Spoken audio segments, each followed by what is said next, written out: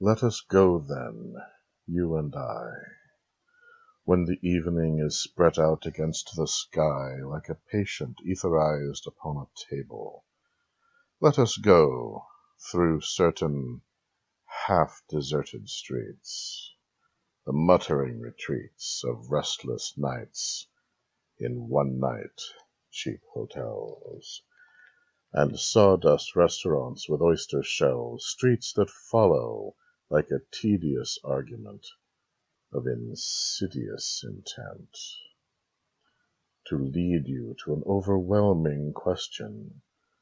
Oh, do not ask, what is it? Let us go and make our visit. In the room, the women come and go, talking of Michelangelo. The yellow fog that rubs its back upon the window panes, the yellow smoke that rubs its muzzle on the window panes, licked its tongue into the corners of the evening, lingered upon the pools that stand in drains, let fall upon its back the soot that falls from chimneys, slipped by the terrace, made a sudden leap, and, seeing that it was a soft October night, curled once about the house, and fell asleep. And indeed there will be time, for the yellow smoke that slides along the street, rubbing its back upon the window panes. There will be time, there will be time, to prepare a face to meet the faces that you meet. There will be time to murder and create, and time for all the works and days of hands that lift and drop a question on your plate. Time for you, and time for me, and time yet for 100 indecisions, and for 100 visions and revisions, before the taking of a toast and tea. In the room, the women come and go, talking of Michelangelo. And indeed there will be time to wonder, do I dare? And do I dare? Time to turn back and descend the stair, with a bald spot in the middle of my hair. They will say, how his hair is growing thin. My morning coat, my collar mounting firmly to the chin. My necktie rich and modest, but asserted by a simple pin. They will say, but how his arms and legs are thin. Do I dare disturb the universe? In a minute there is time for decisions and revisions, which a minute will reverse. For I have known them all already, known them all, have known the evenings, mornings, afternoons. I have measured out my life with coffee spoons. I know the voices dying with a dying fall, beneath the music from a farther room. So, how should I presume? And I have known the eyes already, known them all, the eyes that fix you in a formulated phrase.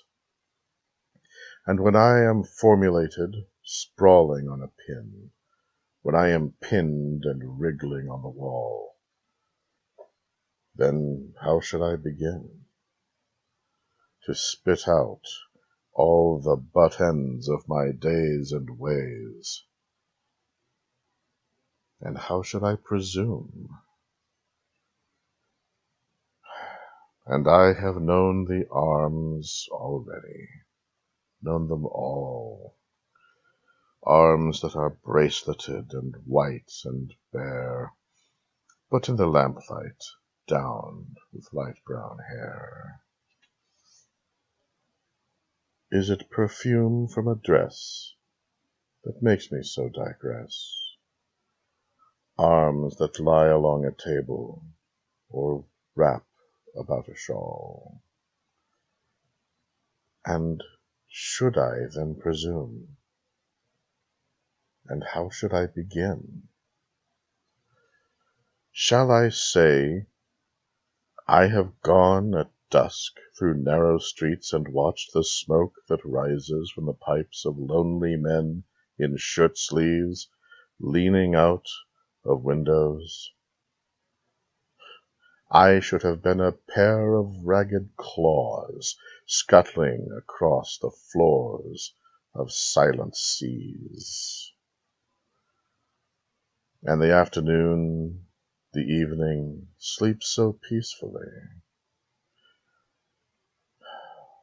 smoothed by long fingers, asleep, tired, or it malingers, stretched on the floor, here beside you and me. Should I, after tea and cakes and ices, have the strength to force the moment to its crisis, but though I have wept and fasted, wept and prayed, though I have seen my head, grown slightly bald, brought in upon a platter, I am no prophet, and here's no great matter. I have seen the moment of my greatness flicker, and I have seen the eternal footman hold my coat and snicker, and in short, I was afraid. And would it have been worth it, after all, after the cups, the marmalade, the tea, among the porcelain, among some talk of you and me, would it have been worth while to have bitten off the matter with a smile, to have squeezed the universe into a ball, to roll it towards some overwhelming question, to say, I am Lazarus, come from the dead, come back to tell you all, I shall tell you all, if one, settling a pillow by her head, should say, that is not what I meant at all. That is not it at all. And would it have been worth it, after all? Would it have been worth while? After the sunsets and the dooryards and the sprinkled streets, after the novels, after the teacups, after the skirts that trail along the floor, and this, and so much more. It is impossible to say just what I mean. But as if a magic lantern threw the nerves in patterns on a screen, would it have been worth while if one, settling a pillow or throwing off a shawl, and turning toward the windows, should say, that is not it at all. That is not what I meant at all. No, I am not Prince Hamlet, nor was meant to be. I am an attendant lord, one that will do to swell a progress, start a scene or two, advise the prince, no doubt, an easy tool, deferential, glad to be of use, politic, courteous, and meticulous, full of high sentence, but a bit obtuse. At times, indeed, almost ridiculous.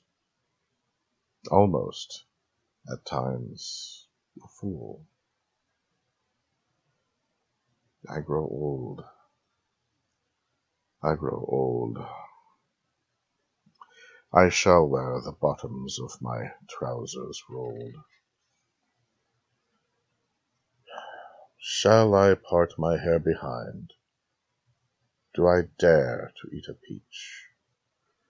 I shall wear white flannel trousers and walk upon the beach.